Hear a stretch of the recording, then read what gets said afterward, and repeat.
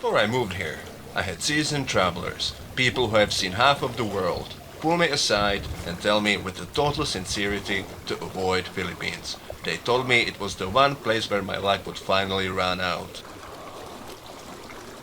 But now it's been 2 years, and I still have my kidneys, I still have my phone, but I lost something.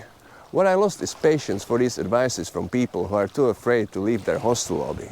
Let's talk about the real dangers here, and why are some trying to keep people away? In the West, we've been conned into believing that safety is something you buy. We pay our taxes, we pay our insurance premiums, and we stare at the security cameras, hoping that if the world goes sideways, a system will step in to save us. It's a sanitized, hands-off experience. When those quote-unquote travelers told me the Philippines was unpredictable, what they actually meant was that they couldn't find the emergency exit. They saw lack of corporate infrastructure and panicked. But life taught me that the security camera can't help you when you're stuck on a mountain pass with a dead engine. Here, safety isn't a government department, it's a social contract. You aren't a customer in need of assistance, you are a person standing right in front of someone else. The West traded that raw human utility for the illusion of privacy, and they've ended up with the world where you can pass away in your apartment and the neighbors won't notice until the smell hits the hallway. Those experts who call me reckless for settling here are usually the same people who feel perfectly secure in London or San Francisco cities where you can't walk 2 blocks without stepping around someone in a total mental breakdown. They've been conditioned to believe that the system equals safe. They think that because there's a Starbucks on every corner and the sidewalks are paved, the society is stable. It's a delusion.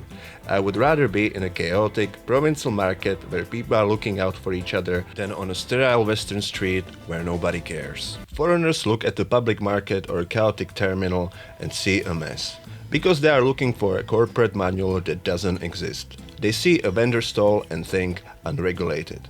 But they are missing the point. This is an economy that thrives precisely because it's not being micromanaged from a boardroom. It's built on a raw, immediate necessity. They see a jeepney weaving through a traffic and call it a chaos. But they don't see the hyper-efficient language of a hand signals or a coin being passed forward through 5 seats of hands without a word being spoken. It's an organic coordination that works because it has to. It's not a mess, it's a system that has been stripped of the redundant bureaucracy.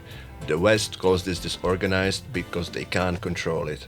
I call it the only system I've seen that doesn't fall apart the second something unexpected happens. The media loves a disaster story. They'll fly in to film a storm or a slum because poverty is easy to sell. But they never stay long enough to see what happens when the cameras leave.